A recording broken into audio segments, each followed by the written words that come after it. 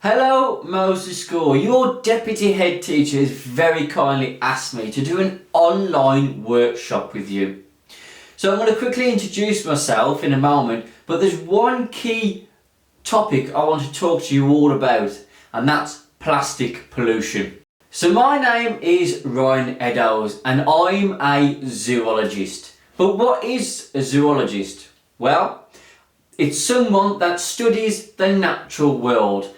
Anything that has a biological mechanism, so anything from a bacteria all the way up to the blue whale and everything in between. It's a fantastic career. But how did I get into it? Well, I did my animal diploma at Robaston College for about 2 years, and then I went off to university where I did my zoology with herpetology degree. So I'm also a herpetologist. But a herpetologist is someone that specifies in reptiles and amphibians, so your snakes, your lizards, your frogs, your toads. Okay?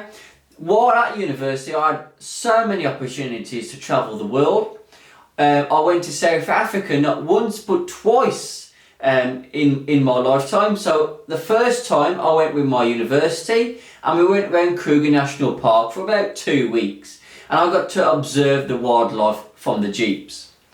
On my second trip, it was a month's wildlife filmmaking internship. So I'm also a presenter and wildlife cameraman. So I can also produce my own wildlife documentaries.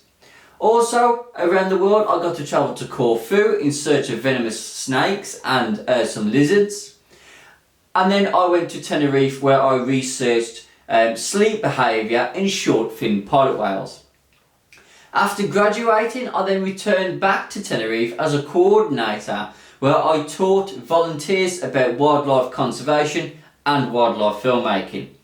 I then became a teacher at my old college for about 2 years, teaching animal care and animal husbandry. But now I have the best job in the world, apart from the wildlife filmmaking of course. I am now a VIP tour guide and wildlife keeper at the West Midlands Safari Park. So I take guests around the safari park and we get to feed lions, tigers, rhinos, meerkats and lemurs. And then in the afternoons I go out on the reserves with the keepers and feed and clean out some of the animals, including our white rhinos, our Indian rhinos and giraffes. So it is a phenomenal job. I cannot believe I am this lucky to be doing what I am doing. But if you want to get into this sort of career, hopefully when I be able to come and see you all, I'll be able to give you a lot more information of how to get into that sort of career. But the one thing I want to talk to you all about now is plastic pollution. So plastic pollution then. So most of you probably heard about it from social media, from the news or wildlife documentaries if you watch them. But plastic pollution was created over 100 years ago. And when it was first created, it was a phenomenon to mankind. Everyone was fascinated and so interested that you could put water in a plastic bottle and it lasts ages, or wrap your food up in plastic and the sell-by date even lasts longer than it would without it. But we did not know the consequences of what plastic would do to our wildlife and to our environment. Now, if you have a banana and you chuck the skin on the floor, obviously don't do that, but if you chuck a banana skin on the floor, it disintegrates, it biodegrades, it goes back into the soil and plants use it to grow again. But when plastic enters the environment, either on land or in the ocean, it gets smaller and smaller and smaller, and then it becomes something called a microplastic, and this is devastating to our environment and to human health. So at the moment, people are actually dying around the world from plastic intoxicity. So that we are consuming too much plastic.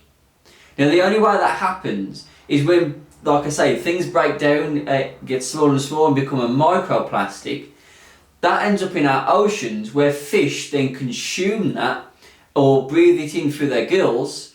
We then go out and catch that fish and then eat it, and we consume that plastic.